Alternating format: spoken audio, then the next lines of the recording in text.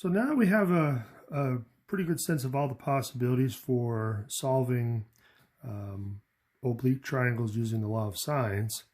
We can just do some more application problems. So the one thing to just take away again from the last video, when you have situations where you have to find the angle first, you're going to get either no triangle exists or you will get two triangles out of it. Now, the one thing I state here is, generally speaking, how could we get a single triangle? So essentially what was happening here, which I didn't say in the last video, but you actually have a kind of a flip-flop situation. So you kind of have that one side kind of folding back and forth. So you got two different dimensions for C, but it's kind of wiggling back between an acute angle or an obtuse angle. So remember, actually B would be a little bit bigger than that, but so you got one case where it is, if I switch the letters around, it'd probably make more sense. Let's just say that this is C and this is B.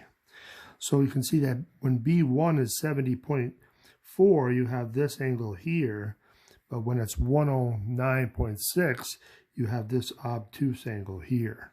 So you're going to get two different dimensions for C. One of them is going to be longer, like it was here, 4.2, and then the one case it was shorter, and we can see why based on the way that is.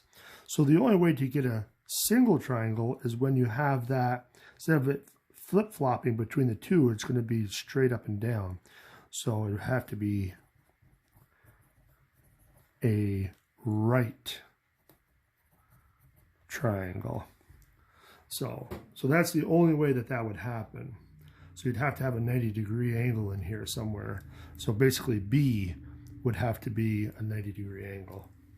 So, okay, so let's get into example 2. So a tree grows at an angle of 4 degrees from the vertical due to prevailing winds. At a point 40 meters from the base of the tree, an angle of elevation to the top of the tree is 30 degrees. Write an equation that you can use to find the height h of the tree.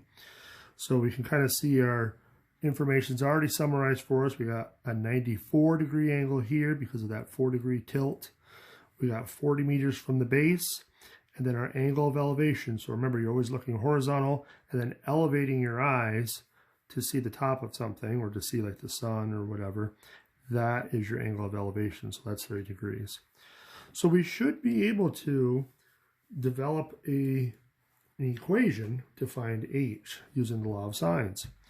So what should we do? We have this one dimension here, but we always need to have the angle opposite it if we're going to use the law of sines. So can we find this angle up in here? The answer is yes, because we have two of the three angles.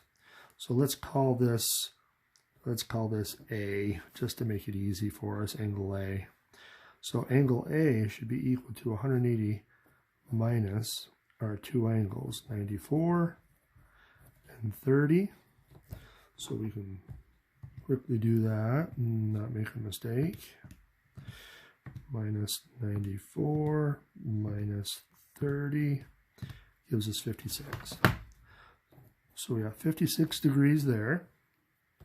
So now we have that pair. So we can say the sine of 56 would relate to the 40.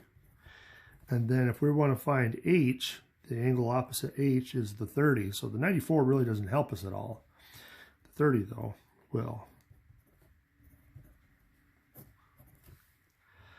Now, they want an equation that you can use to find the height of h. So I'm guessing they would want you to solve this for h. So we could do that pretty quick. H should be equal to 40 sine of 30 divided by the sine of 56. So remember, all you're doing is cross multiplying and dividing. So I'm just skipping those steps just to get to the expression more quickly. So once you've had that, so that's part A. Part B is just to evaluate it. So we can do that pretty quick. 40 times 30 sine equals that, divided by 56 sine equals 24.1. So So the tree should be equal to 24.1. And now we want, oops, make sure we put the right units. So we want meters. And we want lead. All right, so 21.4 meters is our tree. Not too bad.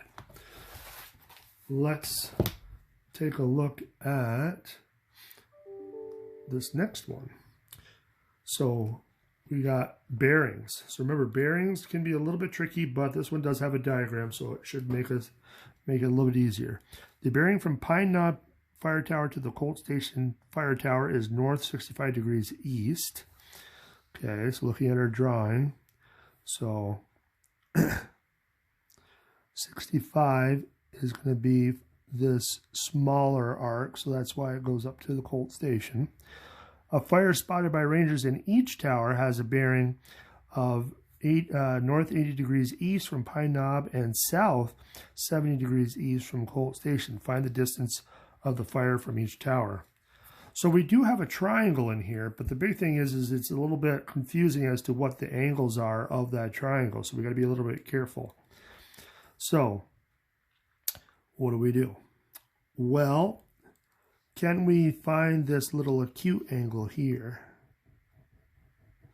And the answer is yes, because since we got 80 degrees will get us to the fire there, and 65 degrees will get us to that station. The difference would have to be 15, whoops, not 15, but 25. Let's subtract right here. So now we got one angle of our triangle. And so now what about some of these other ones? We got 70 degrees when we go due south and then we veer off to the east. The question is what's this other side here? Because if we knew that other side, we could just add those together. And the trick to that is using parallel lines cut by a transversal. So if we think of the vertical line here and the vertical line here as being our parallel lines, let me zoom in a little bit here. So again, we got a parallel line here and here, and then we have the transversal as being that dotted line that connects the two. Remember, that's 65 degrees over here. So if it's 65 degrees over here, then this one must also be 65. So now if we add those together, we get our angle. So that's going to be 135. All right. So now that we have those two angles, we can figure out this one here. So this one here, we got 135 and 25. Let's call it F for fire.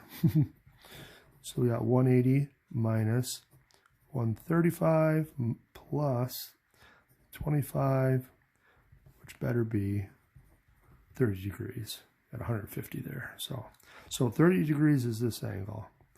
All right, so that's one step out of the way. We got all the angles identified. Now we got to find out what they want. Find the distance of the fire from each tower. So they want to know this distance and that distance. Well, let's first assign them some letters. So this one's Colt Station, so let's just call this one C. Side C. And let's call it Pine Knob. Let's just call it P. All right. So we have the fire.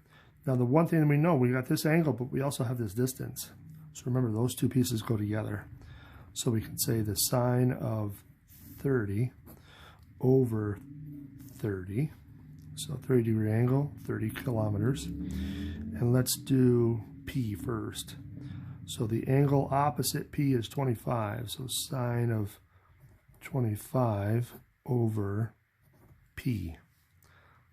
So that means, let's go over this way. Sorry about that. Let's go over this way. So sine of 30 over 30, sine of 25 over P. And now we can cross multiply and divide. So we got P should equal 30 sine of 25 over the sine of 30. So let's see what we got.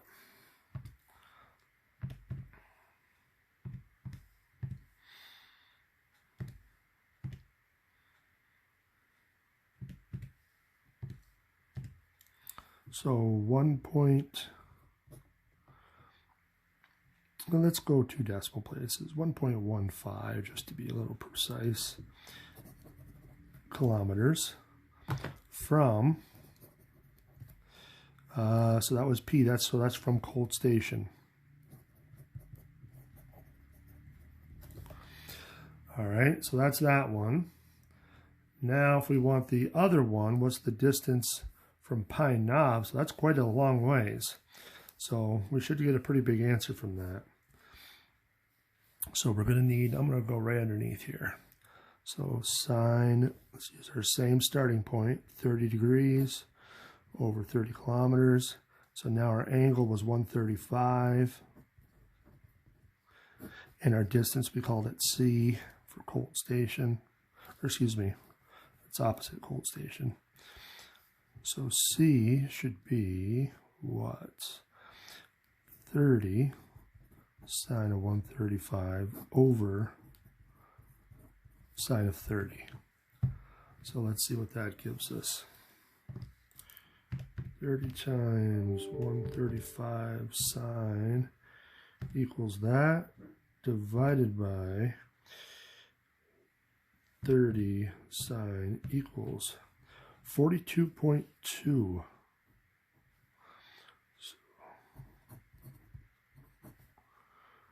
2, 3. Let's go 2 decimal places again.